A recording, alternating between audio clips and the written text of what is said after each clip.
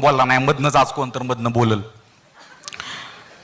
औंच्या शोला असंच झालं, दोघं तिघं आलती, काय माहित काय खाऊन आलती बाबा. 10 मिनिटं लगातार बोलूनच द्या ना मला, नुसतीच मधनं बोलत होती, नुसतीच मधनं. मी आत्ताच वॉर्निंग देतो, जर तू एखाद्या मुलीसोबत ऑपोजिट जेंडर सोबत आला असशील आणि तुला जर कळ येत असेल की मी काहीतरी डायलॉग मारतो, तर अजिबात मारू नको. मी असं काय तर बोलल ती तुला हितच काडी मोड देईल. बेइज्जती आपल्या आवडतीच्या स्त्री पुढं.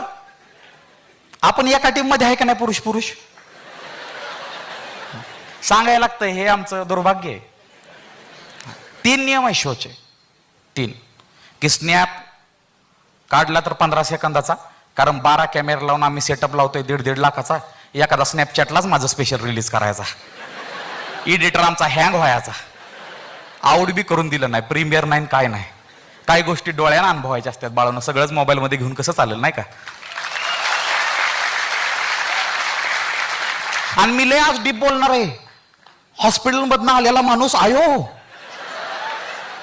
ओशो बिशो झोपावतो असा, मी आज त्यात मला डॉक्टर 1 नंबर मिळलेलं. डॉक्टरांचे 2च प्रकार आहेत. डॉक्टरांना मी खरंच म्हणतो, डॉक्टर असणं किती महत्वाचं आहे तुमच्या कॉन्टॅक्टमध्ये. एक किंवा काय, मी आता जे सांगतो 2च प्रकारचे डॉक्टर मी बघितले. एक तर एकदम ब्रुटल, भयानक, कडक, शिस्तप्रिय, आणि दुसरं गोड बोलणारे. ह्यांचा बॅलन्स असलेला डॉक्टर मला आतापर्यंत घावला नाही. 2च पर्सनॅलिटी, 2च बरे असतात. इंजेक्शन देताना गोड बोलणारा आणि पत्ते पाळत नसला तेव्हा कडक बोलणारा.